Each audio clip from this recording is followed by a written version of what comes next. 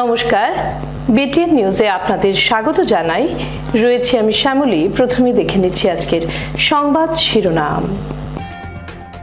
Advantage Assam 2-এ Assam সরকারের সাথে সমঝোতা অনুসারে গুয়াহাটিতে নির্মিত পিয়ারলেস হসপিটাল গুয়াহাটি রাজ্যবাসীর উদ্দেশ্যে উৎসর্গ মুখ্যমন্ত্রী হিমন্ত বিশ্ব শর্মার। বরাক উপত্যকা জুড়ে শহীদ জগন যিশু স্মরণ, বরাক উপত্যকা বঙ্গ সাহিত্য ও সংস্কৃতি সম্মেলনের শ্রদ্ধাঞ্জলি অনুষ্ঠান। দেশে রোজগার বাড়াতে employment linked incentive scheme ELI এর বাস্তবায়ন নিয়ে কর্মচারী ভবিষ্যনিধি সংগঠনের তরফ থেকে সচেতনতামূলক অনুষ্ঠান। শিলচর রামনগর বাইপাস সংলগ্ন এলাকা থেকে পুলিশের অভিযানে 439 গ্রাম ওজনের 3টি সন্দেহজনক সোনার বিস্কুট সহ আটক এক। সন্তানহীনতা ভুক্তভোগীদের জন্য সুখবর। গুয়াহাটির বিখ্যাত IVF সেন্টার দিচ্ছে চিকিৎসা পরিষেবা। ভিডিওটি শেয়ার করে সকল সন্তানহীন মানুষকে দেখার সুযোগ করে দিন। হ্যাঁ, আপনি কি সন্তানহীনতা, বিয়ের পর গর্ভধারণে অসুবিধে, গর্ভপাত, দ্বিতীয় সন্তান লাভে অসুবিধে, একাধিকবার IVF চেষ্টা করে সফল না হওয়ার সমস্যায় ভুগছেন কি? যদি এই ধরনের সমস্যায় ভুগছেন তাহলে আপনার জন্য রয়েছে সুখবর। কারণ এই ধরনের সমস্যায় ভুক্তভোগী মানুষের জন্য গুয়াহাটির বিখ্যাত জেনিডভা IVF সেন্টার আগামী 22শে জুলাই মঙ্গলবার শিলচর গ্রেজুয়েল হাসপাতালে এক স্বাস্থ্য শিবিরের আয়োজন করেছে। এতে স্বাস্থ্য পরীক্ষা করবেন প্রসূতি রোগ বিশেষজ্ঞ ডাক্তার অর্পিতা শর্মা। চিকিৎসা পরিষেবা গ্রহণে ইচ্ছুক ব্যক্তিরা অগ্রিম অ্যাপয়েন্টমেন্ট নিতে 8811053000 অথবা 9395267530 এই নম্বরে যোগাযোগ করতে পারবেন। মনে রাখবেন, আগামী 22শে জুলাই মঙ্গলবার, স্থান শিলচর গ্রেজুয়েল হাসপাতাল। শিলচর অম্বিকাপট্টি পয়েন্টে অবস্থিত জনঅমৃত সুপার স্পেশালিটি ডক্টরস ক্লিনিকে আবার আসছেন চেন্নাইয়ের বিখ্যাত মিয়োট ইন্টারন্যাশনাল হাসপাতালের সুপার স্পেশালিস্ট চিকিৎসকেরা, যারা 130টা দেশে চিকিৎসা পরিষেবা দিয়ে চলছেন। 16ই জুলাই আসছেন ডাক্তার প্রকাশম রঙ্গাস্বামী, সিনিয়র গ্যাস্ট্রোইন্টেস্টিনাল ও সার্জিক্যাল গ্যাস্ট্রোএন্টেরোলজিস্ট। 23শে জুলাই আসছেন ডাক্তার সালাহুদ্দিন MM, সিনিয়র নিউরোসার্জন। 30শে জুলাই আসছেন ডাক্তার Shyamkumar G, senior interventional cardiologist. এবং 6ই আগস্ট আসছেন ডাক্তার অরুণ মিত্র S, ক্যান্সার ও হেড নেক সার্জন। ডাক্তার কনসালটেশন ফি মাত্র 1000 টাকা। সিট সীমিত। এখনই কল করুন 9330686441 এবং আপনার অ্যাপয়েন্টমেন্ট বুক করুন। জনঅমৃত সুপার স্পেশালিটি ডক্টরস ক্লিনিক, বিশ্বাসের এক নতুন গন্তব্য। এবারে বিস্তারিত খবর। অ্যাডভান্টেজ আসাম 2-এর আসাম সরকারের সাথে সমঝোতা অনুসারে গুয়াহাটিতে নির্মিত পিয়ারলেস হসপিটাল গুয়াহাটি রাজ্যবাসীর উদ্দেশ্যে উৎসর্গ মুখ্যমন্ত্রী হিমন্ত বিশ্ব শর্মার। অ্যাডভান্টেজ আসাম 2-এ আসাম সরকারের সাথে সমঝোতা স্মারক অনুসারে গুয়াহাটিতে শুরু হওয়া পিয়ারলেস হাসপাতাল গুয়াহাটি আজ জনগণের জন্য উৎসর্গ করেন মুখ্যমন্ত্রী হিমন্ত বিশ্ব শর্মা। গড়চুকের আহমগাঁওয়ে অবস্থিত 300 শয্যা বিশিষ্ট মাল্টি স্পেশালিটি টারশারি কেয়ার হাসপাতালটি আসাম এবং উত্তর পূর্বাঞ্চলের জনগণকে বিশ্বমানের নীতিগত এবং সাশ্রয়ী মূল্যের স্বাস্থ্য সেবা প্রদানের ক্ষেত্রে একটি সহযোগী হবে বলে জানান মুখ্যমন্ত্রী হিমন্ত বিশ্ব শর্মা। অ্যাডভান্টেজ অসম 0.2ৰ সময়ত আমি পিয়াৰলেছৰ লগত এখন বুজাবুজিৰ চুক্তি কৰিছিলোঁ আৰু পিয়াৰলেছে আমাক জনাইছিলে যে তেখেতসকলে গুৱাহাটীত 300খন বিচনাযুক্ত এখন চিকিৎসালয় নিৰ্মাণ কৰিবলৈ আগ্ৰহী। যোৱা 6 মাহ আমাৰ ৰাজ্য চৰকাৰৰ বিষয়াসকলে পিয়াৰলেছৰ লগত একেলগে কাম কৰে আৰু আজি আমি এই পিয়াৰলেছে স্থাপন কৰা নতুন চিকিৎসালয়খনৰ শুভ উদ্বোধন কৰিবলৈ সক্ষম হৈছোঁ। আপোনালোক সকলোৱে জানে যে পিয়াৰলেছ ভাৰতৰ এটা অতি পুৰণি কোম্পানী। তেওঁলোকে প্ৰথমতে ফাইনেন্সিয়েল সাৰ্ভিস বা বিত্তীয় লেনাদেনাৰ কাম কৰিছিলে।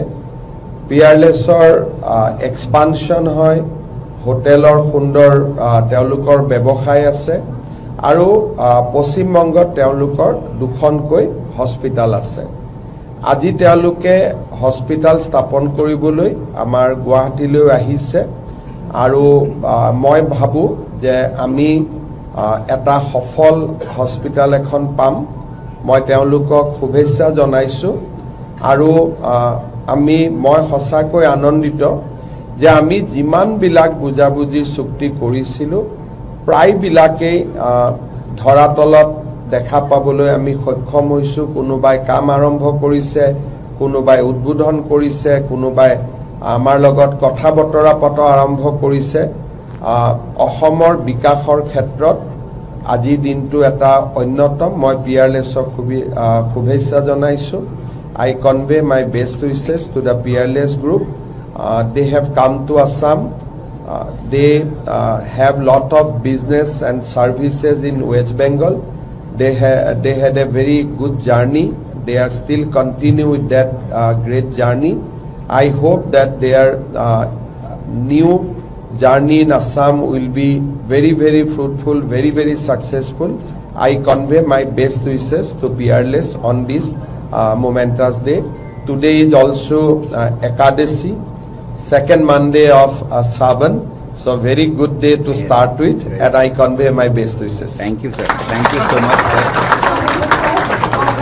ইয়াতে আৰু পলিটিকেল কৰিব নালাগে আৰু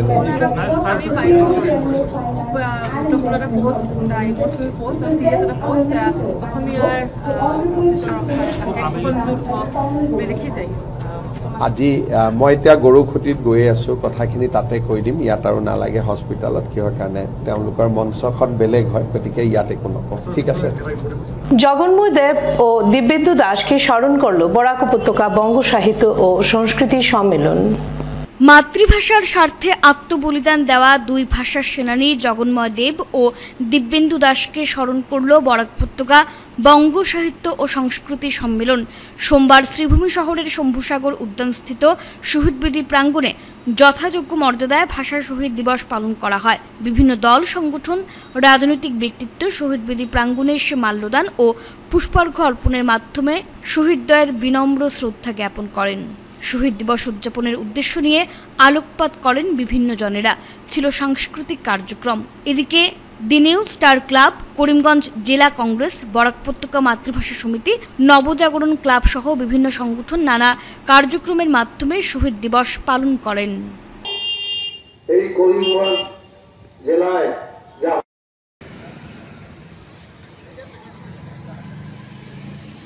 চরিত্র বদল হয়েছে। আগের মতো বঙ্গাল ফেরা যদিও হয় না, কোনো ভাষা শিখতে কিন্তু আমাদের কোনো আপত্তি নেই, কিন্তু আমাদের যে ন্যায্য অধিকারটুকু যদি এইভাবে পরোক্ষভাবে হরণ করার চেষ্টা হয় তাহলে সেটা খুবই দুর্ভাগ্যজনক। এবং এই ব্যাপারে যাতে আমরা সবাই সচেতন থাকি সেই আবেদনটুকু আপনাদের সবার কাছে রাখবো। আপনাদেরকে আমি বলছি না যে আপনারা সবাই আমাদের সঙ্গে আসুন, আপনারা যে সম্মেলনেই থাকুন না কেন, শুধু বাঙালির মাতৃভাষা ঐক্যমঞ্চ উদ্ধারবন্ধ 21শে জুলাই জগন যিশু প্রয়াণে শহীদ দিবস দিনটির উদযাপন। প্রতি বছরের মতো এবারও মাতৃভাষা ঐক্যমঞ্চ উদ্ধারবন্ধ 21শে জুলাই জগন্ময় দেব ও দিব্যেন্দু দাস এর প্রয়াণে শহীদ দিবস দিনটি উদযাপন করল। সোমবার সকাল 8:30 মাতৃভাষা ঐক্যমঞ্চের স্থায়ী শহীদ মিনারে জগন যিশুর শহীদ স্মরণে পুষ্পস্তবক অর্পণের মাধ্যমে শ্রদ্ধাঞ্জলি নিবেদন করেন মঞ্চের সভাপতি সীমান্ত ভট্টাচার্য, সহ সাধারণ সম্পাদক স্নেহাংশু তালুকদার, কোষাধ্যক্ষ জয়ন্ত কুমার দাস, সুমিতা দেব, প্রশান্ত রায়, রূপম দেব সহ মঞ্চের সদস্যবৃন্দ। সন্ধ্যে 6:30 প্রদীপ প্রজ্বলন করে শহীদদের আত্মার চিরশান্তি কামনা করেন তারা।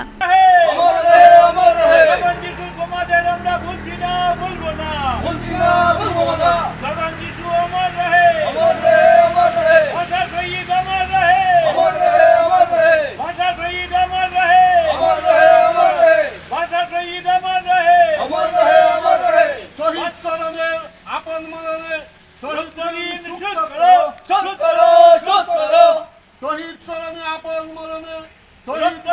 শোধ করো, শোধ করো, শোধ করো। শহীদ স্মরণে আপন মরণে রক্ত ঋণ শোধ করো, শোধ করো, শোধ করো। মাতৃভাষার জিন্দাবাদ, জিন্দাবাদ, জিন্দাবাদ। মাতৃভাষার জিন্দাবাদ, জিন্দাবাদ, জিন্দাবাদ। মাতৃভাষা ঐক্য জিন্দাবাদ জিন্দাবাদ জিন্দাবাদ বাংলা ভাষা জিন্দাবাদ জিন্দাবাদ জিন্দাবাদ মাতৃভাষা ঐক্য মঞ্চ জিন্দাবাদ জিন্দাবাদ জিন্দাবাদ মাতৃভাষা ঐক্য মঞ্চ জিন্দাবাদ জিন্দাবাদ জিন্দাবাদ মাতৃভাষা জিন্দাবাদ। আমাদের স্থায়ী শহীদ মিনারে পুষ্পাঞ্জলি নিবেদন করলাম।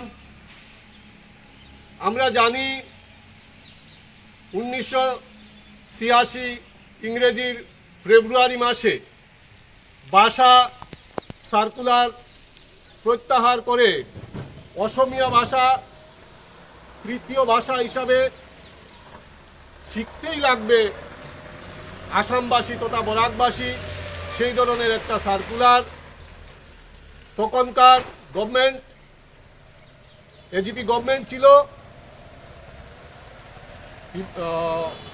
প্রফুল্ল কুমার মহন্ত চিফ মিনিস্টার ছিলেন। সেই ভাষা সার্কুলার প্রত্যাহারের পরিপ্রেক্ষিতে বরাক উপত্যকায় শুরু হয়েছিল আন্দোলন। সেই সঙ্গে 1986 ইংরেজির 21শে জুলাই তখনকার গভর্নমেন্ট এবং মুখ্যমন্ত্রী করিমগঞ্জ সার্কিট হাউসের ভিজিট ছিল। সেখানে আমাদের ছাত্রছাত্রীরা আন্দোলনের জন্য প্রস্তুত করেছিল ভাষা সার্কুলার প্রত্যাহারের দাবিতে। সেখানে অতর্কিতভাবে হঠাৎ গুলি চালনা করা হয়। সেই গুলি চালনায় আমাদের দুটি তরতাজা যুবক প্রাণ হারিয়েছিল। নমস্কার। আজ আমাদের কাছে অত্যন্ত দুঃখের এবং বেদনার 1986 সনে এই দিনেই আমরা দুটি তাজা প্রাণ হারিয়েছিলাম বাংলা ভাষার দাবিতে। জগন এবং যিশু আজকে এই তারিখেই পুলিশের গুলিতে দেহত্যাগ করেছিলেন বাংলা ভাষার দাবিতে। আবার আমরা পুনরুজ্জীবিত হতে লাগবে যারা আমরা বাংলা ভাষাভাষী মানুষ। আবার আমাদের কাছে আরেক রক্ত পরীক্ষার দিন এসছে। এই দিন এমনভাবে আজ বাংলা ভাষাভাষীদের বলা হচ্ছে আমরা নাকি বাংলাদেশি। আবার এই বাংলাদেশির আরেক তকমা আমাদের উপর লাগানো হচ্ছে। কাজেই আমাদের জাগরিত হতে হবে, আবার আন্দোলন করতে হবে, আবার বাঙালির রক্ত গরম হতে হবে, আবার বাঙালিকে জেগে উঠতে হবে। না হলে বাঙালির নিস্তার নাই। আমরা আসামে বাঙালিরা খালি সংগ্রাম করে বেঁচে আছি, না হলে বাঙালি বেঁচে থাকার কোনো অধিকার থাকবে না। আজকে আপনারা দেখছেন যারা বাংলা ভাষায় কথা বলে তাদের ঘর বাড়ি কীভাবে উচ্ছেদ করা হচ্ছে, তাদের কিভাবে তাড়না করা হচ্ছে, কিভাবে বিতাড়িত করা হচ্ছে। এর প্রতিবাদে আমাদের এই জগন যিশুর এই চিন্তাধারা নিয়ে, তাদের আদর্শ নিয়েই আমাদের বাঁচতে হবে। জগন যিশুকে আমরা আবার শ্রদ্ধা জানাই। তাদের আত্মবলিদান বৃথা যাবে না। বারবার বাঙালি যতদিন বেঁচে থাকবে ততদিনেই এই জগন যিশু বেঁচে থাকবে বলে আমি মনে করি। দেশে রোজগার বাড়াতে employment link incentive scheme ELI এর বাস্তবায়ন নিয়ে কর্মচারী ভবিষ্যনিধি সংগঠনের তরফে সচেতনতামূলক অনুষ্ঠান। প্রধানমন্ত্রী নরেন্দ্র মোদী গত 1 জুলাই দেশে রোজগার বাড়ানোর জন্য employment linked incentive scheme ELI ঘোষণা করেছেন। স্কিমটি আগামী 1 আগস্ট থেকে বাস্তবায়ন হবে। এই স্কিমের মাধ্যমে কেন্দ্রীয় সরকারের তরফ থেকে দেশে 3.5 কোটি কর্মসংস্থান তৈরি করার জন্য 99,446 কোটি টাকা ইনসেন্টিভ ঘোষণা করা হয়েছে। স্কিমটি পার্ট এ এবং পার্ট বি নামে বিভক্ত করা হয়েছে। পার্ট এ কর্মচারীদের জন্য এবং পার্ট বি নিয়োগকর্তাদের জন্য। পার্ট এতে প্রথমবারের মতো নিয়োগপ্রাপ্ত প্রতিজন কর্মচারীদের যাদের বেতন 1 লক্ষ টাকার কম তাদের 2টি কিস্তিতে 15,000 টাকা পর্যন্ত কর্মচারীদের দেওয়া হবে। এদিকে পার্ট বির বিষয়ে কর্মচারী ভবিষ্যৎনিধি সংগঠনের তরফে কাছাড় জেলা কার্যালয় শিলচরের প্রবর্তন আধিকারিক বিপ্লব চক্রবর্তী বিস্তারিত তুলে ধরেন। তিনি আরও জানান,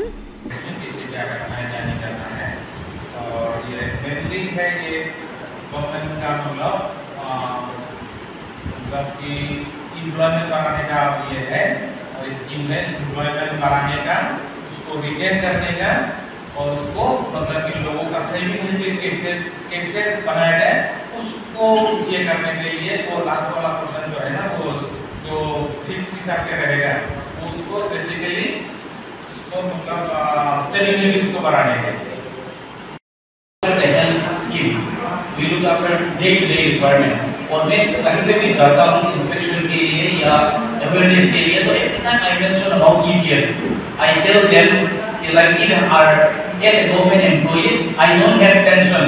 Yes, I have government employees, we don't have pension now, but EPF is the only one place where the pension is being provided. So I never fail to mention about EPF. And on top of that, this time this ELI scheme is coming out, where people are getting this like 15,000 just given to the employee, just for them to join the job. That is a very good scheme. But as Biplab sir said, that will be paid in two parts. The first part in 6 months is 7,500, and the second part will be paid after completing some technical training, online training. So that is the second 7,500 part. And other than that, even the employers. ওই স্কিমটা effective date হলো 1/8/2025। ওই স্কিমে employee এবং এমপ্লয়ারদের benefit ঘোষণা করা হয়েছে এবং সেখানে একটা সরকারি প্যাকেজ আছে ৯৯,৪৪৪ কোটি টাকা। ওই প্যাকেজটা পার্ট এ এবং পার্ট বি দুই ভাগে বিভক্ত করা আছে। পার্ট এতে যারা নতুন চাকরি বিভিন্ন সেক্টরে নতুন চাকরি পাবে তাদের জন্য 15,000 টাকার ইনসেন্টিভ প্যাকেজ আছে। সেই ইনসেন্টিভ প্যাকেজটা দুই ভাগে দেওয়া হবে।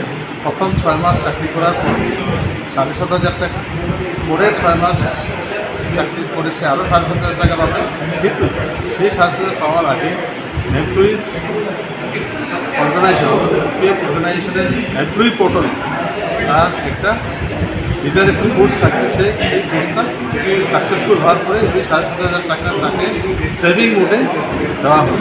শিলচর রামনগর বাইপাস সংলগ্ন এলাকা থেকে পুলিশি অভিযানে 439 গ্রাম ওজনের 3টি সন্দেহজনক সোনার বিস্কুট সহ আটক 1।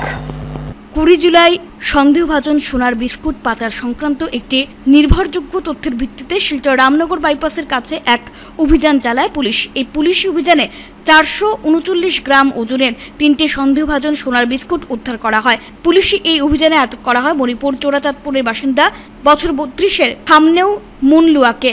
পুলিশের দেওয়া তথ্য মোতাবেক দৃঢ় ওই ব্যক্তির কাছ থেকে সন্দেহভাজন সোনার বিস্কুট উদ্ধার করা হয়। সন্দেহভাজন সোনার বিস্কুটগুলি মণিপুর থেকে পরিবহন করা হয়েছিল এবং শিলচরের আইএসবিটির কাছাকাছি কোথাও পৌঁছে দেওয়ার কথা ছিল। এদিকে পুলিশ তদন্ত শুরু করেছে। অভিযান আছে, অব্যাহত আছে। আৰু যোৱাকালি আমি এটা বিশেষ সূত্ৰৰ প্ৰমুখেদি আমি এটা অভিযান আৰম্ভ কৰিছিলোঁ আৰু এই অভিযানটো আমাৰ শিলচৰ বাইপাছৰ ৰামনগৰ অঞ্চলত এই অভিযানটো চলিছিলে। আৰু অভিযান কালত আমি এজন ব্যক্তিক আমি যেতিয়া কৰায়ত্ব কৰোঁ আৰু সেই ব্যক্তিজনৰ পৰা আমি 3টাকৈ সন্দেহজনক ভাৱে 3টাতকৈ সোণৰ বিস্কুট আমি জব্দ কৰিবলৈ সক্ষম হ'লোঁ। আৰু জব্দকৃত 3টা সোণৰ বিস্কুটৰ ওজন হৈছে 439 গ্ৰাম আৰু ইয়াৰ চোৰাং বজাৰত ইয়াৰ মূল্য প্ৰায় 45 লাখ টকা হ'ব। আমি গোটেই বিষয়টো অনুসন্ধান কৰি আছোঁ আৰু এজন ব্যক্তি যাক আমি গ্ৰেপ্তাৰ কৰিছোঁ তেওঁৰ নাম হ'ল থামনেউ মুনলুৱা। তেওঁৰ ঘৰ হ'ল লামকা, পোষ্ট অফিচ আৰু জিলা চোৰাচাঁদপুৰ, মণিপুৰ। আৰু গোটেই সামগ্ৰীখিনি আমি ইণ্ডিপেণ্ডেণ্ট উইটনেছৰ উপস্থিতিত আমি সামগ্ৰীখিনি জব্দ কৰোঁ আৰু বৰ্তমান আমাৰ এই অভিযান আমি চলাই গৈছোঁ। আৰু ইয়াৰ লগত সম্পৰ্কিত থকা যি ব্যক্তি আছে তেওঁলোকক যাতে আমি শীঘ্ৰে কৰায়ত্ব কৰি কঠোৰতম আইনগত ব্যৱস্থা তেওঁৰ বিৰুদ্ধে তেওঁলোকৰ বিৰুদ্ধে ল'ব পাৰোঁ তাৰ কাৰণে আমি তৎপৰ হৈ আছোঁ। প্ৰাৰম্ভিক তদন্তকালত দেখা গৈছে যে এই সামগ্ৰীখিনি চুবুৰীয়া ৰাজ্যৰ পৰা আমাৰ জিলালৈ আহিছিলে আৰু ৰামনগৰ আইএছবিটি অঞ্চলত এই সামগ্ৰীখিনি কোনোবা এটা এজেণ্টৰ হাতত তেওঁলোকে এইটো গতাই দিয়াৰ তেওঁলোকৰ পৰিকল্পনা আছিলে। গতিকে আমি সেই বিষয়টো অধিক অনুসন্ধান কৰি আছোঁ আৰু ইয়াৰ লগত সম্পৰ্কিত থকা আন্তঃৰাজ্যিক হওক বা আন্তঃজিলা হওক যি এজেণ্ট বা যি চোৰাং বেপাৰী জড়িত হৈ আছে তেওঁলোকৰ বিৰুদ্ধে আমি কঠোৰতম আইনগত ব্যৱস্থা ল'বৰ কাৰণে আমি তৎপৰ হৈ আছোঁ। কালাইন পাহাড়ের নদীতে স্নান করতে গিয়ে শ্রীভূমির একজন যুবকের মৃত্যু, অন্যজন নদীর স্রোতে ভেসে যায়। কালাইন পাহাড়ি নদীতে স্নান করতে গিয়ে শ্রীভূমির একজন যুবকের মৃত্যু, অন্যজন যুবক নদীর স্রোতে ভেসে যায়। রবিবার কালাইনের এফসি আইলাতুল সিন্দুরায় এক শোকাবহ দুর্ঘটনা সংঘটিত হয়। ছুটির দিনে ঘুরতে একসঙ্গে গিয়েছিল বদরপুর ও ভাঙ্গা এলাকার 7 জন যুবক। কাছাড় জেলার কালাইনে থাকা পাহাড়ি নদীতে স্নান করতে নামার সময় একজন যুবকের মৃত্যু হয়, অন্যজন যুবক এখনও সন্ধানহীন। 25 বছরের বিশাল ঘোষ ও সৌভিক সরকারকে জলের স্রোতে ভাসিয়ে নিয়ে যায়। ঘটনার খবর পেয়ে এসডিআরএফ বাহিনী অভিযান চালিয়ে মৃত অবস্থায় একজনকে উদ্ধার করে এবং অন্যজন এখনও সন্ধানহীন।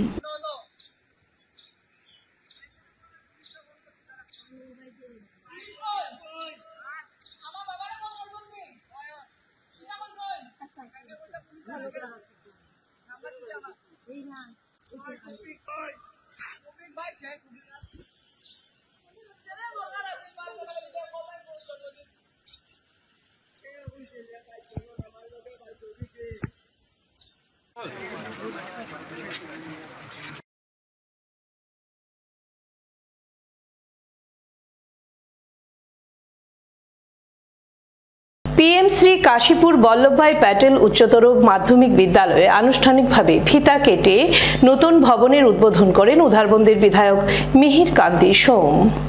PM শ্রী কাশীপুর বল্লভভাই প্যাটেল উচ্চতর মাধ্যমিক বিদ্যালয়ে আনুষ্ঠানিকভাবে ফিতা কেটে নতুন ভবনের উদ্বোধন করেন উধারবন্দের বিধায়ক মিহির কান্তি সোম। সোমবার দুপুর উধারবন্দ বিধানসভার PM শ্রী কাশীপুর বল্লভভাই প্যাটেল উচ্চতর মাধ্যমিক বিদ্যালয়ের 4টি কক্ষ বিশিষ্ট নতুন ভবনের উদ্বোধনী অনুষ্ঠানে উপস্থিত ছিলেন কাছাড় জেলার শিক্ষা বিভাগের assistant commissioner cum district mission coordinator Barnika Chetia, স্কুলের অধ্যক্ষ Rajesh Kumar Roy, district project engineer Sandeep Pal, school কমিটির সভাপতি প্রকাশ কুমার নায়ক, সহকারী ঠিকাদার দীপক কলিতা।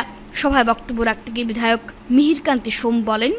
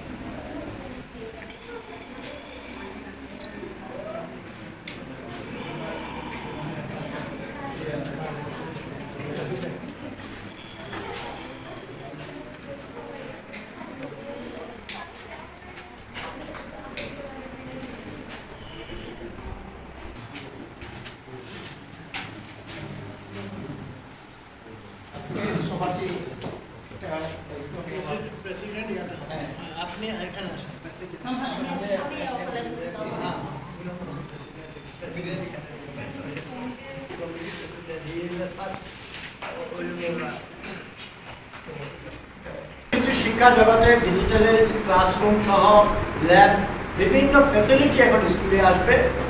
নতুন করে যেগুলো মডেল এসছে সেগুলো 8 কোটি টাকার করে প্রথম অবস্থায় সেগুলো হয়নি।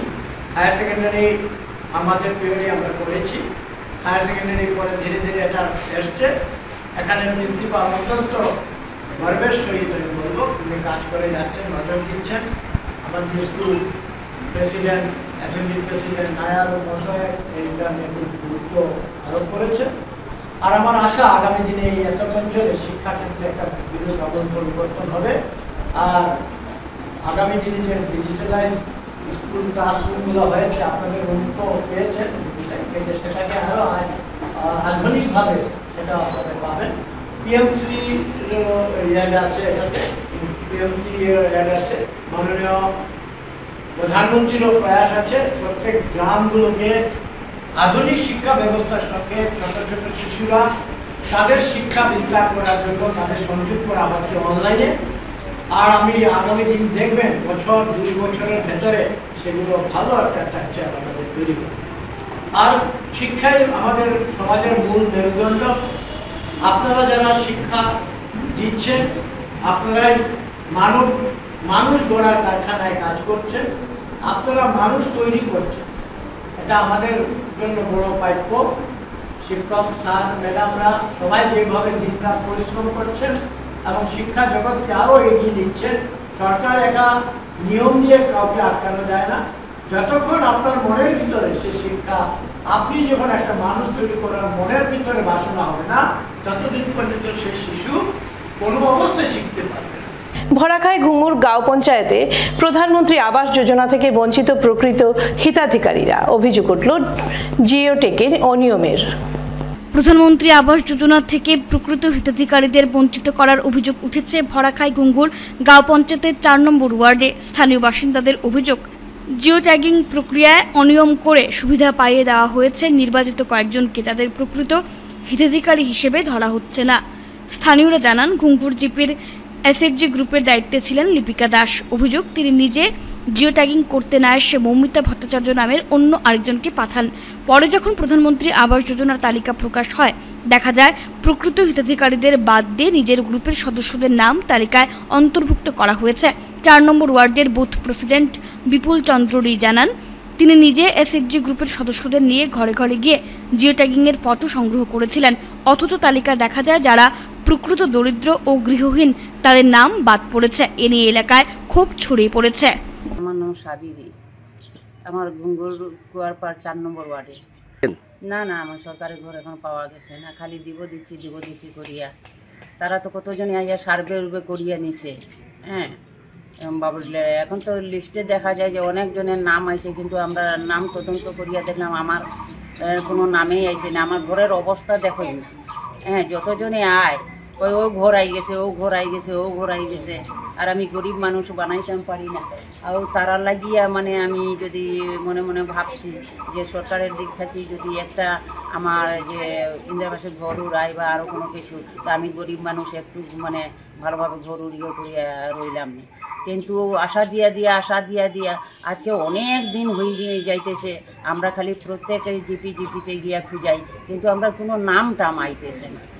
গড়ের নামও দিছে, সবাই নামও লেখিয়া নিছে, নিয়ে গড়ও চেক করে ফটো উঠাইয়া নিছে। আমরা তো গড় খুব ভাঙ্গা, আমরা গড়ের মধ্যে থাকা যান না।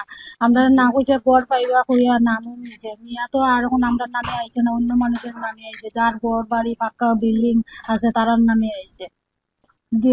মমিতা ম্যাডাম, এসএইচজি গ্রুপের ম্যাডাম, তোমরা সবাই গড় পাইবাই, সবার নাম আমরা জমা দিতেছি। তো তাই না জমা দিছে, আমরা লিস্টও নাম আইছে না। তারা যার বিল্ডিং বাড়ি ঘর আছে তারার নামে তারা গড় দিয়ে দিছে, গড় আইছে।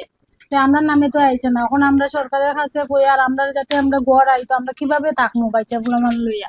কত অসুবিধা করিয়া থাকতে লাগে, বৃষ্টি এলে আমরা বইয়া থাকতে লাগে।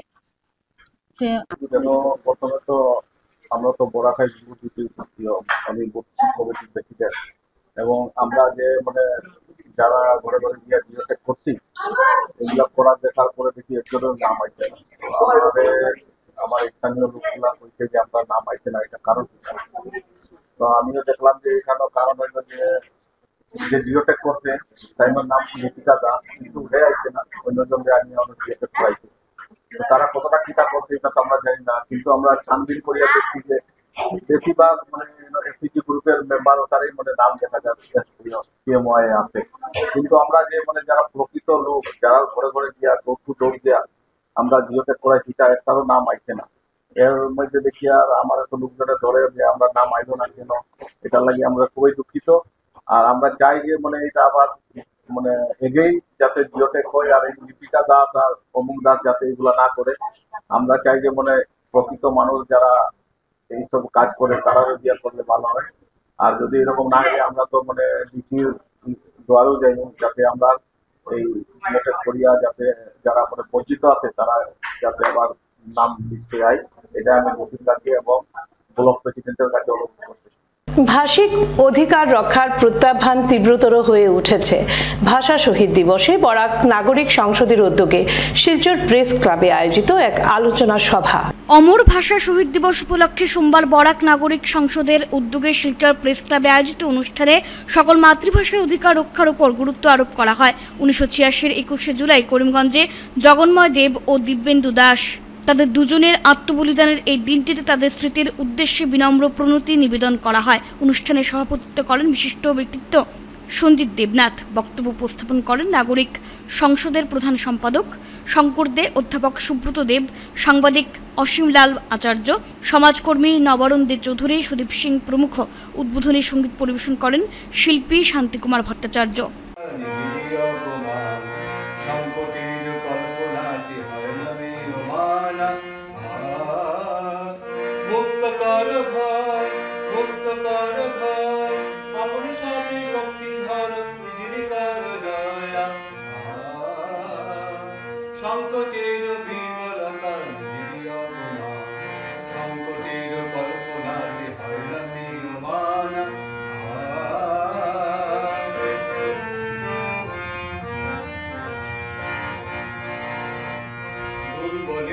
রক্ষা করো দুর্জনের ভালো, উজির দিন নিঃসহায় যেন কখু না জানো।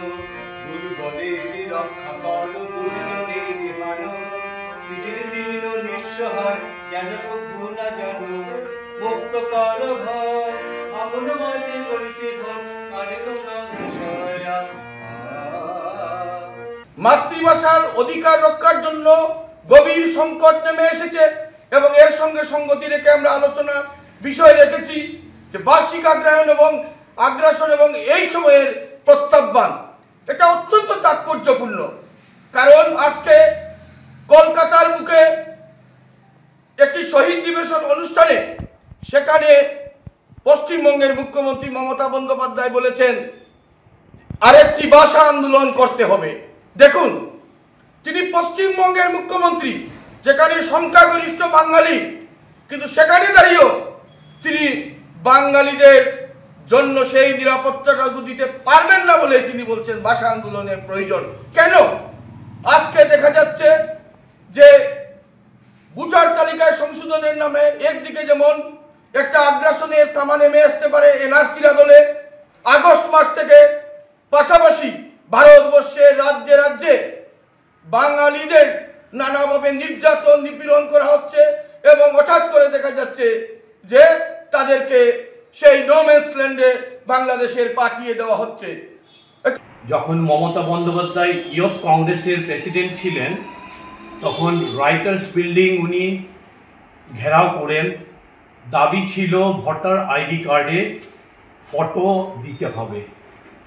তার প্রতিবাদে 13 জনকে শহীদ হতে হয়েছিল একই দিনে 21শে জুলাই। আমি সব শহীদদেরকে সশ্রদ্ধ প্রণাম জানাচ্ছি এবং আমরা জানি কোনো ভাষাকে দমন করে কোনো জাতি বা ভাষা উন্নত হতে পারে না। সব ভাষারই মাহাত্ম্য আছে। যখনই একে অন্যের সাথে একটা মিশ্রণ হবে তখনই ভাষা উন্নত হবে। আমরা তাও জানি যে মাতৃভাষা মাতৃদুগ্ধ সম, কাজেই আমাদের মাতৃভাষাটা কোনো অবস্থায় দমন করা যায় না। সেটাকে রেখে অন্য ভাষাকে শ্রদ্ধা করে তারপর যে কোনো কাজে অগ্রসর হওয়াটা সবারই কর্তব্য। শিলচর কাছাড় হাই স্কুলে দেশের বিভিন্ন স্থান থেকে আসা প্রতিযোগীদের নিয়ে মালুগ্রামে বিনাপানি আর্ট অ্যান্ড ক্রাফট সেন্টারের বার্ষিক অঙ্কন প্রতিযোগিতা অনুষ্ঠিত।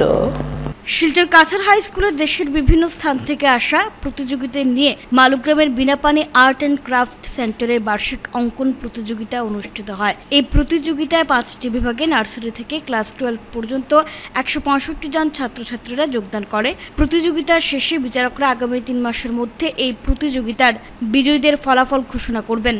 প্রতিযোগিতার বিষয় ছিল ছোটদের জন্য মন থেকে আঁকো, আর বড়দের ছিল স্টিল লাইফ। সময় ছিল 2 ঘন্টা। প্রতিযোগিতার পরিচালনার ক্ষেত্রে সহযোগিতা করেন বিমলেন্দু ভট্টাচার্য, শুক্লা ভট্টাচার্য, শাশ্বতী ভট্টাচার্য প্রমুখ। এ বিষয়ে আর্ট সেন্টারের প্রধান শিক্ষক তথা সম্পাদক বিপ্রতিম ভট্টাচার্য বক্তব্য রাখেন। মোট 130 জন ছাত্র এখানে অংশগ্রহণ করেছে। প্রতি বছরই আমাদের মূলত 10 থেকে 15টা এক্সিবিশন হয়ে থাকে, এক্সিবিশন প্লাস প্রতিযোগিতা হয়ে থাকে। আশা রাখবো আগামীতে আমরা আবার এই প্রতিযোগিতা চালিয়ে যেতে পারি। ধন্যবাদ। এই যে প্রতিযোগিতাটার মাধ্যমে শিল্পীদের কাছ থেকে কি তুলে ধরতে চাইছিলাম? আমরা অ্যাকচুয়ালি প্রতিযোগিতার মাধ্যমে শিল্পীদের প্রতিভা, মানে বার্ষিক ট্যালেন্ট, যেটা all India level talent search examination এক ধরনের এখানে হয় আর কি, ওইটা মানে জাজ করার জন্য আমরা এটা ছেড়ে থাকি। যারা স্টুডেন্টরা মানে হাইয়েস্ট মার্কস মানে পায় তাদেরকে আমরা পুরস্কার দিয়ে থাকি। ওরা সাধারণত গোল্ড, সিলভার, ব্রোঞ্জ এদের মধ্যেই জাজমেন্ট হয়ে থাকে। প্রতি বছর পেয়েই থাকে, একজন না একজন গোল্ড, সিলভার, ব্রোঞ্জ পেয়েই থাকে। লাস্ট ইয়ারও 6 জন পেয়েছে, এবারে হয়তো আশা রাখছি রেজাল্টটা পাবে। এটা রেজাল্টটা আমাদের বাইরে থেকে আসে। কেরিয়ার বিল্ডিংয়ের ক্ষেত্রে এই প্রতিযোগিতা কতটুকু প্রভাবশালী বলে মনে হয়? কেরিয়ার বিল্ডিংয়ের বিষয়টা সত্যি খুব প্রভাবশালী, কারণ ছাত্রদের যে প্রতিভা যা আছে, অঙ্কনের প্রতি যে প্রতিভা যেটা, এটা সত্যি খুব বেশি মানে ওঠে। শেষ করার আগে বিশেষ বিশেষ খবর আরও একবার। অ্যাডভান্টেজ আসাম 2-এ আসাম সরকারের সাথে সমঝোতা অনুসারে গুয়াহাটিতে নির্মিত পিয়ারলেস হসপিটাল গুয়াহাটি রাজ্যবাসীর উদ্দেশ্যে উৎসর্গ মুখ্যমন্ত্রী হিমন্ত বিশ্ব শর্মার। বরাক উপত্যকা জুড়ে শহীদ জগন যিশু স্মরণ, বরাক উপত্যকা বঙ্গ সাহিত্য ও সংস্কৃতি সম্মেলনের শ্রদ্ধাঞ্জলি অনুষ্ঠান। দেশে রোজগার বাড়াতে employment link incentive scheme ELI এর বাস্তবায়ন নিয়ে কর্মচারী ভবিষ্যনিধি সংগঠনের তরফ থেকে সচেতনতামূলক অনুষ্ঠান। শিলচর রামনগর বাইপাস সংলগ্ন এলাকা থেকে পুলিশের অভিযানে 439 গ্রাম ওজনের 3টি সন্দেহজনক সোনার বিস্কুট সহ আটক 1। BTN নিউজ এখনকার মতো এ পর্যন্তই। ধন্যবাদ।